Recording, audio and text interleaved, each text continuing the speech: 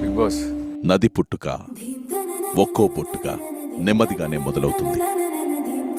ప్రయాణంతో ప్రవాహం పెరిగి మహానదిగా మారుతుంది. మీ ఆట తీరు కూడా అదే ప్రతిబింబించింది.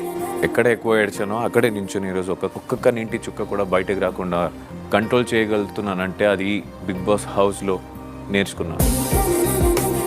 నిజానికి మీరొక స్మార్ట్ గేమర్. ఎందుకంటే మీ సహనాన్ని పరీక్షించినప్పుడు కామ్గా ఉన్నారు.